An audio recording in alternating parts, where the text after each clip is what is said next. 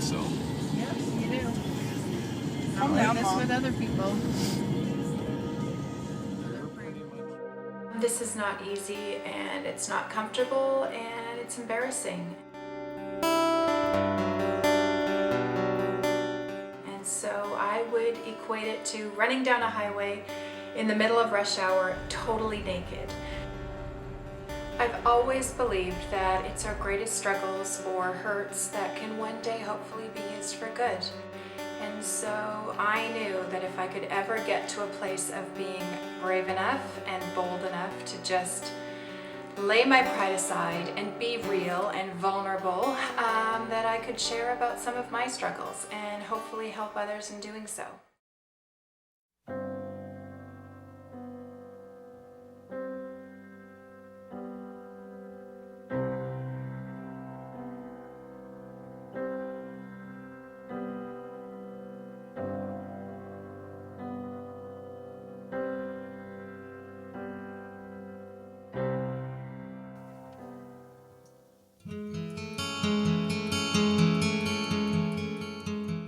First got my diagnosis, I was embarrassed and ashamed and humiliated. And this was definitely something that I felt that I needed to cover up.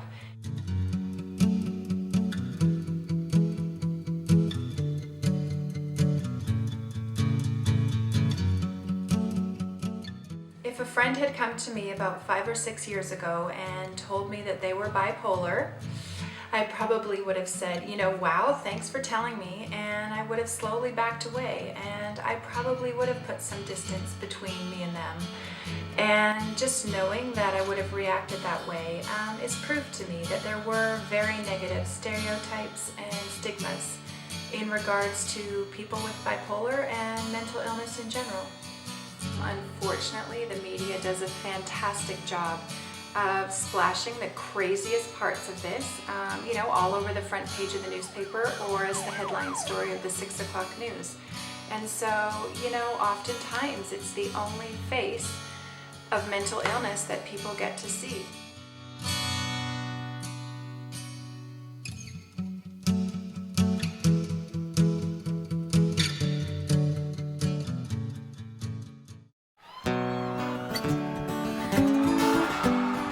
I did have days when I was genuinely happy and buzzing around town, and you know, I was living in full color, full throttle, and so on those days I absolutely could be the life of the party. And if there was a karaoke machine or a microphone nearby, you can guarantee I would be the first one to grab it and, you know, belt out a tune totally off key. And so on those days, you know, I had moments of genuine, happy, high energy, happy-go-lucky joke-telling Julie.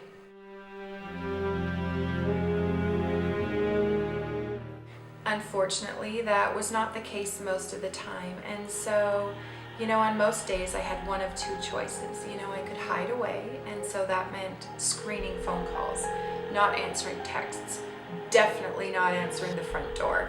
Now, of course, there were the times when I couldn't hide out, and so, you know, whether it was an important meeting or a birthday party or a wedding, on those days I, you know, would put on my perfect mask, and I think I was pretty good at it. The only Julie that anyone ever saw was full color, happy-go-lucky, joke-telling, karaoke-singing Julie. And so to live most of my days hiding away or wearing a mask led to these incredible feelings of frustration and resentment and anger. You're always here.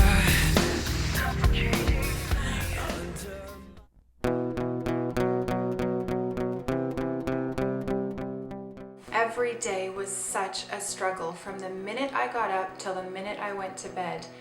Anything and everything I could worry about, I did. And so it would start the minute I would wake up. Something as simple as just getting ready for the day. I would, you know, be shaking just trying to put my makeup on. And then it would just spiral out of control from there, you know, getting out my front door, driving. Driving's always been a doozy for me. Getting gas, even grocery shopping. You know, I would turn down the cereal aisle, and if there were 3 people standing by the Cheerios, I would freak out, you know, hoping that they didn't stop me and ask about the sugar content. of the cereal.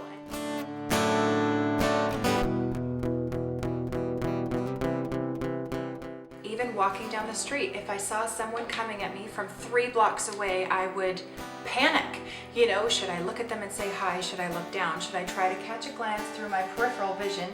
And if they're looking, then I'll look at the last minute. If I don't say hi, will I offend them? And if I do, am I, coming on too strong? And so by the end of the day, I would just be totally and utterly exhausted.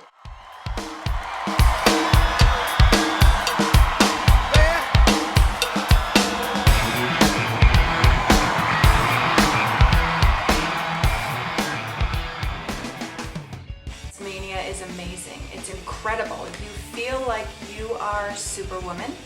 You are walking about 50 feet above the clouds. Forget about the ground. And there's nothing that's off limits. The world is your oyster, and you would try just about anything and be successful at it.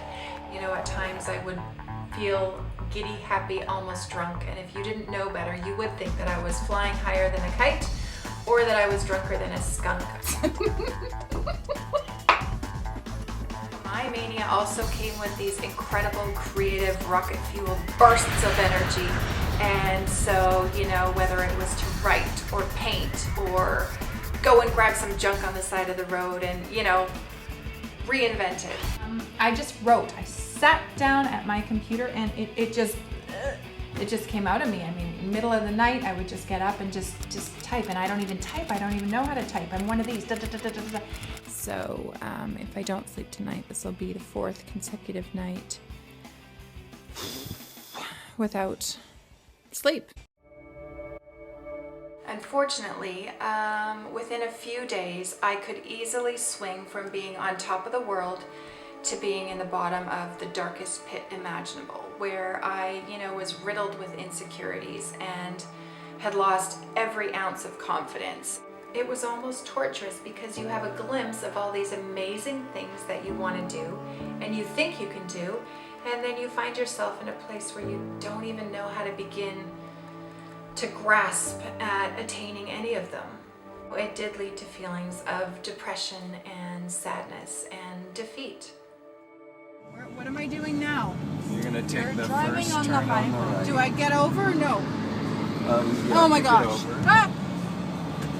Driving had always been something that, pushed me over the edge. And so this was a really bad day. I ended up taking out my frustrations on the passengers in the car with me, my family. And I had no idea, but my daughter in the back seat whipped out her phone and videoed me in all of my glory. And Now what?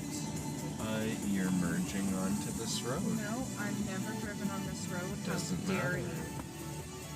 Oh my gosh. It's just fine. Stop patronizing me. And my first gut reaction was get rid of the evidence, delete it. The thought of anyone seeing or hearing me act in such a ugly way was just terrifying. But I think for me to leave that part out, as tempting as it would be to cheapen and undermine what I'm trying to do, and that is to give a true picture of what it does look like to be living with bipolar and just how messy and ugly it can get. Mayday,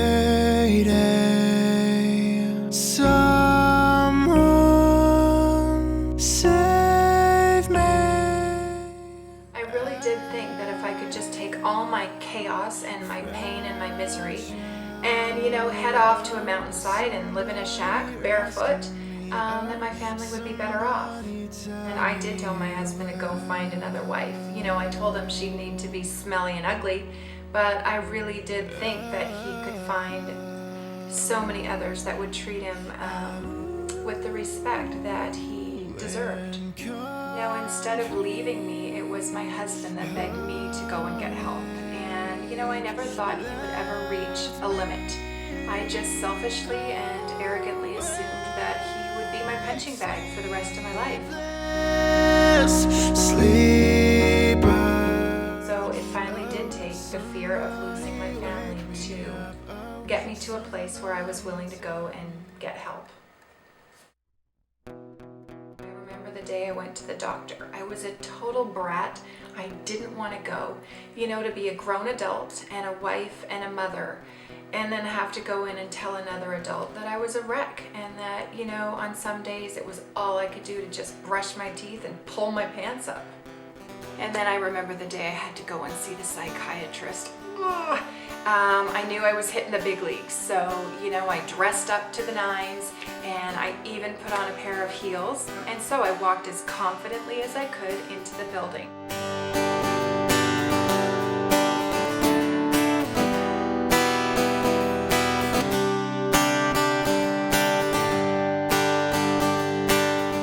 So I was hoping that people might think I was, you know, a doctor or an intern, a postal worker, maintenance guy. I just needed to look like anybody but someone that was there for an assessment.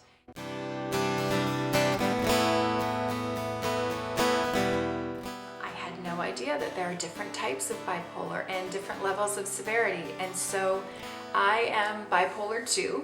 And so the best way for me to describe it is a little less tiger blood running through my veins. And I guess I'm a roller coaster with a lower height requirement. And so basically what that means is my manic episodes are a little less whoa, but my depressive episodes are just as dark.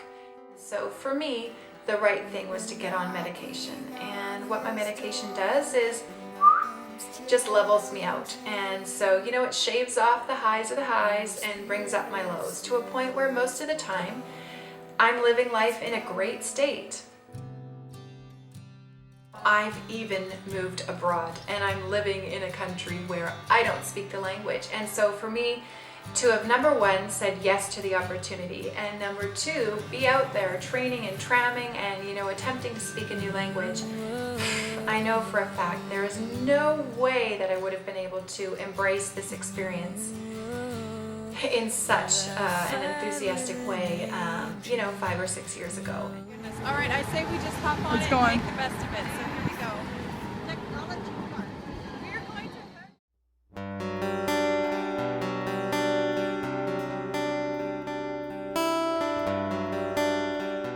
Whether it's to offer insight and understanding into a world that I think is often misrepresented and misunderstood, or maybe it's to just add a bit of balance back to a scale that I think is still so heavily weighted to the negative.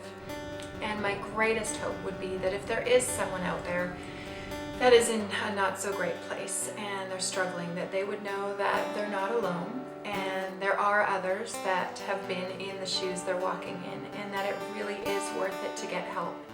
It's taken me a long time to get to this place, and I think it just took time, and it took me slowly opening up to people and realizing that they weren't going to run away, and, you know, they weren't scared of me. They didn't put distance between me and them, and instead it was nothing but the opposite. I've had nothing but people react in the best possible ways, with love and acceptance and compassion and empathy.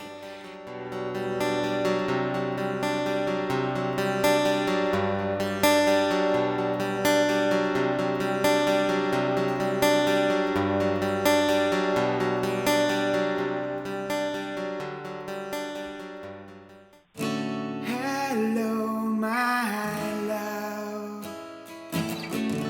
It's good to see you again. 'Cause I've been sitting alone, listening to the rain.